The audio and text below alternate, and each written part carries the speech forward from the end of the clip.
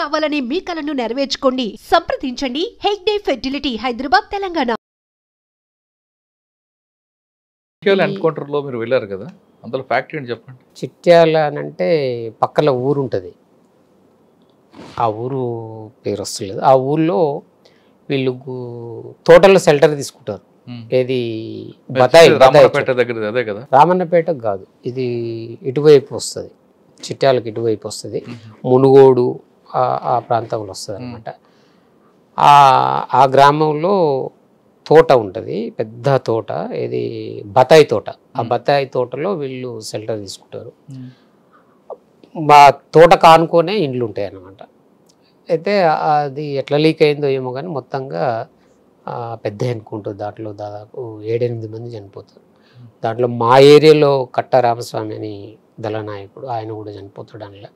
దాంట్లో ఆ ఎన్కౌంటర్లో ఫ్యాక్ట్ ఫైండింగ్లో నేను కూడా పాల్గొన్నాను. అక్కడండి ఆలేరులో ఒక వాగులో ఒక దళ సభ్యుని చంపేస్తారు. అది ఎన్కౌంటరే. చంపినప్పుడు అక్కడ కూడా వెళ్ళాము. అట్లాగా ధర్మోజిగూడెంలో ఒక అబ్బాయిని చంపేస్తారు, మిలిటెంట్ను. కానీ అప్పట్లో ఒక విమర్శ ఉండేదండి, చనిపోయింది నాయకులకి హక్కులు ఉంటాయా, పోలీసులకు ఉండవా అనే విమర్శ ఉండేది. ఇది ఎప్పుడు ఉంది, ఇప్పుడే కాదు. పోలీసులు కూడా వాళ్ళ కుటుంబాలే కదా. పౌరకుల సంఘము పుట్టిన నాటి నుంచే ఈ వాదన ఎప్పుడు పోలీసు వాళ్ళ నుంచి వస్తూనే ఉంది. అది ఎక్కడి దాకా వెళ్ళిందని అంటే పౌరకుల సంఘము హెచ్ఆర్ఎఫ్ విడిపోయే సమయానికి కూడా, ఆ తర్వాత ఇప్పటికీ అదే వాదన కొనసాగుతూనే ఉంది.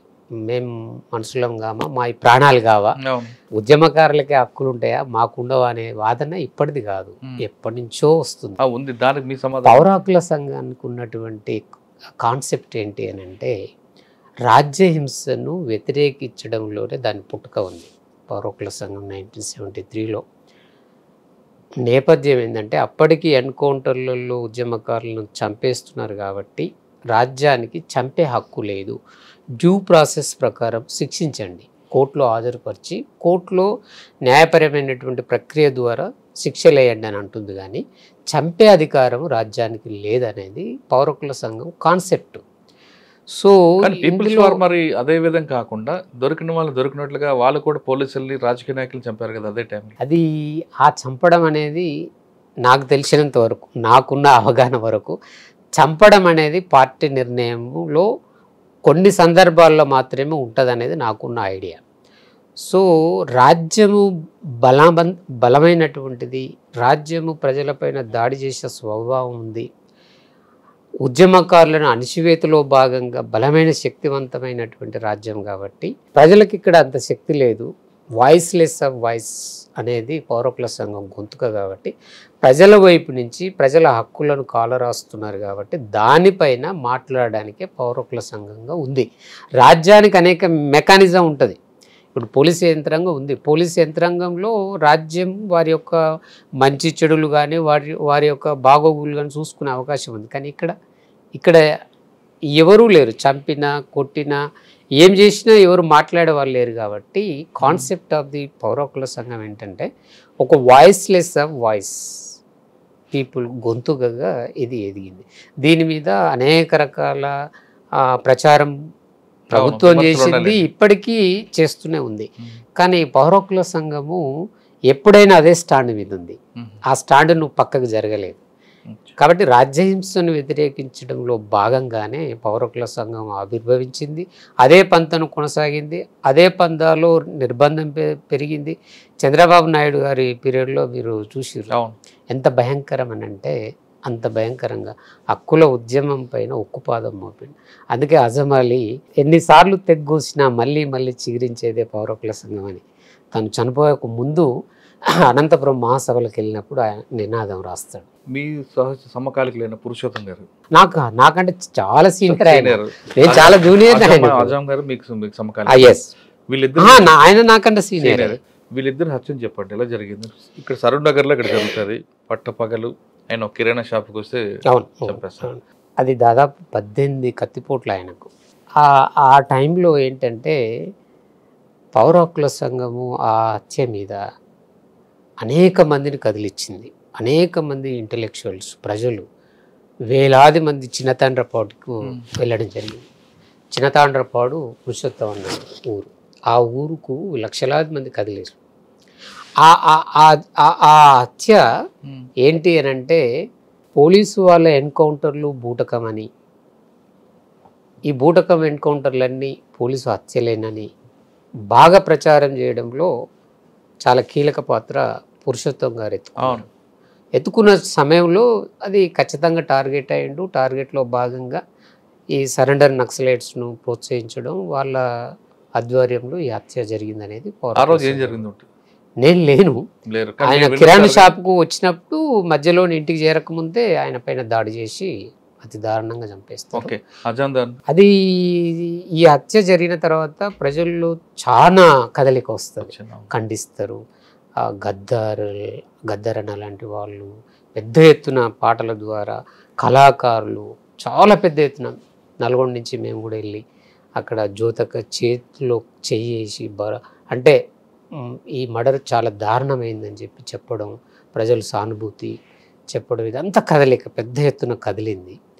ఇది రాజ్యానికి సరిపోలే. అంటే ఈ హత్యతోటి ఆపాలనుకున్న ఏదైతే కాన్సెప్ట్ ఉందో అది ఆగకుండా పెళ్ళువలాగా ఎగిసిపడింది జనాలలో. దీన్ని ఆపాలంటే ఏం చేయాలి, ఇంకోటి చేయాలి అనేది ఒక కాన్సెప్ట్ అనేది నేను అనుకున్నా. అప్పుడు ఈ సంస్మరణ సభలు పెట్టాలి, అన్ని జిల్లాల్లో నడుస్తుంది, మన జిల్లాలో కూడా సంస్మరణ సభలు పెట్టాలనేది అజమ్ అలీ మాతో కూర్చొని 2-3 సార్లు మాట్లాడుకోవడం జరిగింది. జరిగిన తర్వాత అప్పటికే అంతంపేటలో ఒక ఎన్కౌంటర్ జరుగుతుంది, నారాయణపురం అవతల మరిగూడ దగ్గర. ఆ డెడ్ బాడీ విషయంలో ప్రిజర్వ్ చేయమని మేము చాలా సీరియస్గా స్టేట్మెంట్లు ఇవ్వడం ఇదంతా జరిగింది. వారం రోజులు ప్రిజర్వ్ అయింది ఆ డెడ్ బాడీ.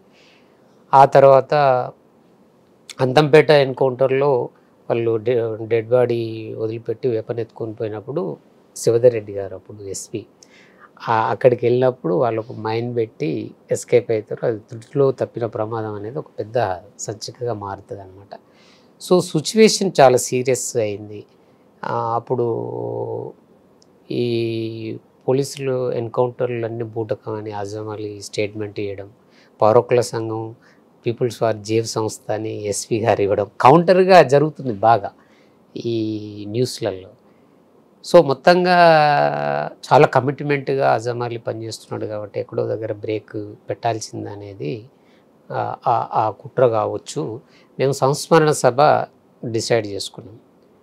నవంబర్ అనుకుంటా 18 తారీఖు, 4 తారీఖు అనుకున్నాం. అది 11కు వాయిదా పడ్డది, 11 నుంచి రద్దు అయింది. ఆ తర్వాత 18 నాడు అంబేద్కర్ కమిటీ హాల్ని బస్టాండ్ దగ్గరనే మా కోర్టు పక్కనే ఇక అక్కడ సభ ఏర్పాట్లు చేసుకున్నాం. అప్పటికి ఎవరు వస్తలేరు, బాగా కొంత టెన్షన్ వాతావరణం ఏర్పడ్డది. మా సభ్యులమే ఉన్నాం మేము. ఆ తర్వాత అజమ్ అలీ ఫోన్ చేయడానికి బయటికి వెళ్ళాం, మేము లోపల ఉన్నాం. గుంటూరు నుంచి రాజారావు రావాల్సి ఉంది, మా లక్ష్మణ్ ప్రెసిడెంట్, ఆయన వైస్ ప్రెసిడెంట్ అనుకుంటా, ఆయన రావాల్సి ఉంది, ఇంకా రాలేదు. ఈ లోపే ఆ టెలిఫోన్ బూత్ ఉంటుంది, టెలిఫోన్ బూత్ దగ్గరికి వెళ్ళి ఫోన్ చేయడానికి సహచర మిత్రులకు రావడానికి ఫోన్ చేసినప్పుడు అక్కడే అటాక్ చేసి ఆయన కొద్ది దూరం వచ్చి చెప్పు ఏదో తెగుతుంది, ఇట్లా కూలబడతాడు. కూలబడ్డాకనే గేరేసి చుట్టూ గేరేసి నరుకుతుంటారు. అప్పుడు మేము లోపల ఉండి చూసి మళ్ళీ లోపలికి వచ్చే వాళ్ళు ప్రయత్నం చేస్తున్నప్పుడు మేము అక్కడి నుంచి ఎస్కేప్ అవుతాం. సో అక్కడ మర్డర్ జరిగిన తర్వాత వెంటనే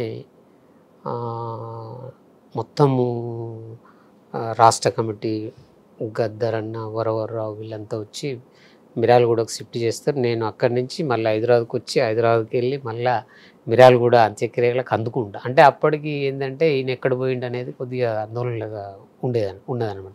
ఫోన్లు లేవు, అప్పుడు ఏం లేవు. నేను ఎట్టు పోయిండు అనేది ఒక ఆందోళన క్రియేట్ అయింది. మళ్ళీ నేను అంత్యక్రియలకు చేరుకున్న మిర్యాలగూడ వచ్చే వరకు. సో మొత్తంగా ఏంటంటే హత్య అతి దారుణమైన హత్య. తెల్లారే మా పౌరకుల సంఘం జిల్లా అధ్యక్షుడు రాజీనామా, అది చాలా డిమోరల్ చేసినటువంటి, అది కొంత ఆ స్టెప్ తీసుకోవాల్సి లేకుండే కానీ తీసుకున్నాడు. ఆయనకి ఎంత బెదిరింపులు వచ్చాయో, అంటే బెదిరింపులు అంటే ఒకవైపు ఇది జరుగుతుంది, అంత్యక్రియలు ముగింపు దశకు వచ్చినాయి, కొంత జరుగుతుంది. ఇంకోవైపు ఈ వార్త వచ్చేసరికి కొద్దిగా పౌరకుల సంఘం మీద కొంత సెట్ బ్యాక్, అంటే కొంత రిమార్కబుల్గా అనేది వచ్చింది.